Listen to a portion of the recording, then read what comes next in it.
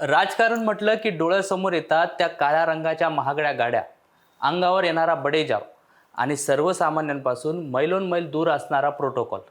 पण थोडं थांबा. महाराष्ट्राच्या राजकारणात एक असा झंझावात आलाय ज्याने या सत्तेच्या ताम्रपटावर चालणाऱ्या परंपरेलाच सुरुंग लावलेला आहे. धुळ्याच्या नवनियुक्त महापौर मायादेवी परदेशी यांनी पदभार स्वीकारताच असा काय धडाका लावला की संपूर्ण राज्यातील राजकारण्यांचे डोळे पांढरे झालेत.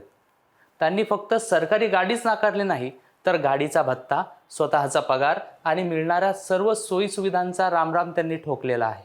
जेव्हा एखादा लोकप्रतिनिधी मी स्कूटीवरून पालिकेत येणार असं ठामपणे सांगतो, तेव्हा ते केवळ साधी राहणी नसते, तर ती व्यवस्थेला दिलेली एक चपराक असते. स्वतःचं मानधन दिव्यांगांच्या झोळीत टाकून AC गाडीच्या काचा खाली करून नव्हे, तर चक्क दुचाकीवर स्वार होऊन शहराचा प्रश्न सोडून आणि समजून घेणारी ही माया नेमकी आहे तरी कोण? आणि त्यांनी घेतलेला हा ऐतिहासिक निर्णय राजकारणातल्या घराणेशाही आणि मगरुरीला कसा आरसा दाखवतोय, तेच आपण आजच्या या व्हिडिओच्या माध्यमातून समजून घेणार आहोत. नेमकं ते कसं? चला पाहूया धुळ्याच्या या वाघिणीचा क्रांतिकारी प्रवास, ज्यांनी सत्तेच्या खुर्चीला सेवेचं साधन बनवलं. नमस्कार मंडळी, तुम्ही पाहताय सत्य पे सत्ता, म्हणजे थोडक्यात पण महत्त्वाचं. आजच्या काळात राजकारण आणि ग्लॅमर या एकाच नाण्याच्या दोन बाजू बनलेल्या आहेत. पांढरी शुभ्र आलिशान गाडी, त्याभोवती फिरणारं अंगरक्षक, शासकीय बंगल्याचा थाट आणि हाताखाली काम करणाऱ्या लोकांचा गराडा, हे सामान्य माणसाला राजकारणाचं खरं चित्र वाटतं. पण महाराष्ट्राच्या राजकारणात सध्या एक अशा नावाची चर्चा सुरू आहे ज्यांनी या सर्व पॉवर आणि प्रिव्हिलेजला एक झटक्यात नाकारून सामान्य माणसाच्या खांद्याला खांदा लावून चालण्याचा निर्णय घेतला.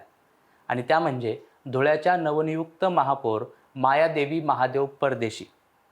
त्यांनी घेतलेल्या निर्णयांनी केवळ धुळेच नव्हे, तर संपूर्ण महाराष्ट्राचं लक्ष वेधून घेतलेलं आहे. पद आणि प्रतिष्ठा मिळाल्यावर माणसाचं पाय जे आहेत ते जमिनीवर राहतीलच याची शाश्वती नसते. अनेकदा नगरसेवक झाल्यावरही लोकांच्या गाड्या बदलतात, पण मायादेवी परदेशी यांनी महापौर झाल्यावर चक्क शासकीय वाहनच नाकारलंय. महापौरांसाठी दिलेली त्या मानाची गाडी बाजूला सारून त्यांनी आपल्या जुन्या स्कूटीची चावी फिरवली.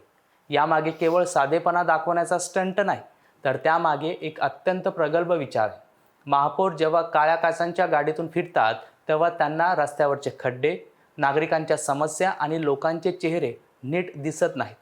मायादेवींचा असा विश्वास आहे की जर मला शहराचा विकास करायचा असेल, तर मला लोकांमध्ये मिसळून राहावं लागेल. जेव्हा त्या स्कूटीवरून महानगरपालिकेत जातात, तेव्हा रस्त्यात भेटणारा प्रत्येक नागरिक हक्काने त्यांना थांबवून आपली समस्या सांगू शकतो. हीच खऱ्या लोकशाहीची ताकद आहे. राजकारणात येणाऱ्या अनेक लोकांचा उद्देश हा फक्त आर्थिक सुबत्ता मिळवून असतो, असं समाज मानतो. परंतु मायादेवींनी याला छेद दिला आहे. त्यांनी जाहीर केलं की महानगरपदासाठी किंवा महापौरपदासाठी मिळणारं मासिक मानधन आणि जो काही पेट्रोल भत्ता शासनाकडून मिळणार आहे, त्यातील 1 रुपयाही त्या स्वतःसाठी वापरणार नाहीत. हे सर्व पैसे शहरातील अंध, अपंग, वृद्ध आणि गरजू दिव्यांगांच्या कल्याणासाठी खर्च केले जातील. एखादा लोकप्रतिनिधी आपल्या हक्काचं मानधन अशा प्रकारे समाजाला अर्पित करतो, तेव्हा तो केवळ पद सांभाळत नसून एक सेवा यज्ञ चालवत असतो. हा निर्णय केवळ आर्थिक नसून तो एक भावनिक आणि नैतिक संदेश आहे की माझ्या पगारामुळं जर कोणा दिव्यांगाच्या आयुष्यात प्रकाश पडत असेल, तर तो माझ्यासाठी सर्वात मोठा सन्मान असेल. केवळ त्याग करून चालत नाही, तर ज्या पदावर बसलो आहोत त्या पदाला न्याय देणंही तितकंच महत्त्वाचं असतं. मायादेवींनी पदभार स्वीकारताच कामाचा धडाका लावलाय. त्यांनी केवळ सुविधांचा त्याग केला नाही, तर शहराच्या प्रलंबित प्रश्नांना हात घातलाय. धुळेकरांना भेडसावणारी पिण्याच्या पाण्याची समस्या असो, खड्डेमय रस्ते असो आणि रात्रीच्या वेळी भीतीदायक ठरणारे अंधारे पथदिवे, या मूलभूत प्रश्नावर त्यांनी लक्ष केंद्रित केलेलं आहे. विशेषतः शहरात वाढलेला भटक्या कुत्र्यांच्या सुळसुळाट आणि ड्रेनेज लाईनचे प्रश्न प्राधान्यानं सोडवण्याचं आश्वासन त्यांनी कृतीतून दिलेलं आहे. सत्ता येते आणि जाते, पण आपण सामान्य माणसासाठी काय केलं हे शेवटी शिल्लक राहते. हा विचार त्यांच्या प्रत्येक कृतीत दिसून येतो. भाजपच्या माध्यमातून या पदाची धुरा सांभाळताना मायादेवींनी पक्षीय राजकारणाच्या पलीकडे जाऊन एक लोकनेता कसा असावा याचा वस्तुपाठ घालून दिलेला आहे.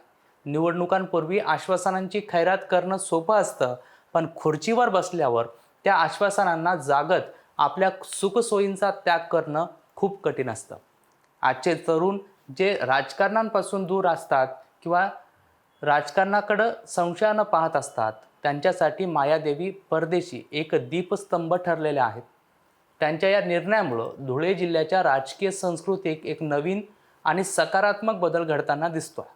धुळ्याच्या महापौरांनी घेतलेला हा निर्णय म्हणजे केवळ एक बातमी नाही, तर ते एक आंदोलन आहे.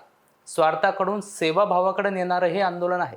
त्यांनी दाखवून दिलं आहे की बदल घडवण्यासाठी मोठ्या घोषणांची नाही, तर मोठ्या मनाची गरज असते. जेव्हा एक महापौर स्वतःची गाडी नाकारून सामान्य माणसाच्या वाहनाने प्रवास करते, तेव्हा जनतेच्या प्रशासनावरील विश्वास अधिक दृढ होतो.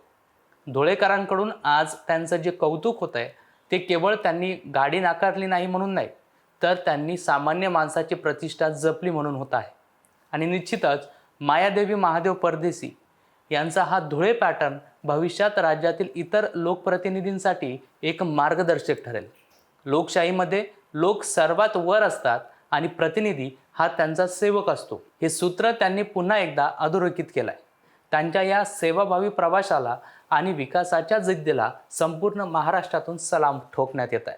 बाकी मंडळी, मायादेवी परदेशी यांनी घेतलेला हा निर्णय तुम्हाला नेमका कसा वाटला आहे ते कमेंट करून नक्कीच कळवा. आणि अशाच माहितीपूर्ण व्हिडिओसाठी पाहत राहा सत्य पे सत्ता, म्हणजे थोडक्यात पण महत्त्वाचं.